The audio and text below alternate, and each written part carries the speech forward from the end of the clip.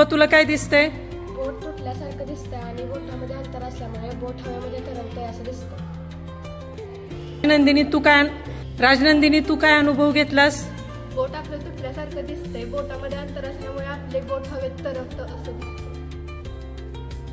शाइस्ता? बोट तुटल्यासारखं दिसतंय व हवेत तरंगत आहे असं दिसतंय. मैथिली?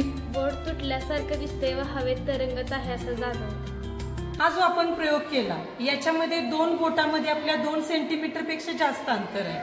आणि काय होतं, आपला जो डोळा आहे हा डोळा काय करतो तर सर्व गोष्टी समान बघू शकत नाही. तर या ठिकाणी 2 बोट एकत्रित आणल्यामुळं डोळा काय करतो तर याची त्रिमितीय आकृती तयार करतो आणि त्यामुळं ही जी 2 बोट आहेत त्या 2 बोटांच्या मध्ये आणखी एक बोट दिसतं की जे तुटल्यासारखं आणि हवेत तरंगल्यासारखं दिसतं. म्हणजे आपलं आहे तो केवळ दृष्टीचं काम करत नाही. आपल्याला काय वाटतं दृष्टीचं ज्ञान डोळ्याला आहे, तर डोळा दृष्टीचं काम करत नाही, तर हे दृष्टीचं काम आणखी एका अवयवाकडे आहे आणि तो मेंदू.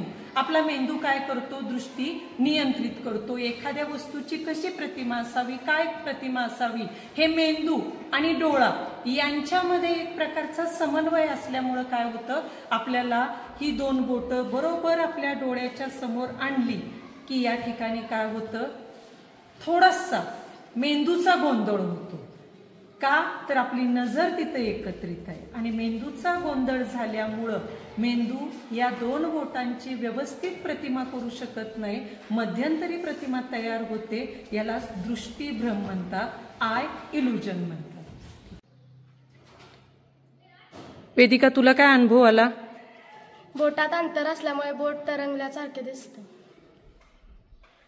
म्हणाली बोटात अंतर असल्यामुळे बोट हवेमध्ये तरंगल्यागत दिसते, मध्येच तुटल्यागत दिसते.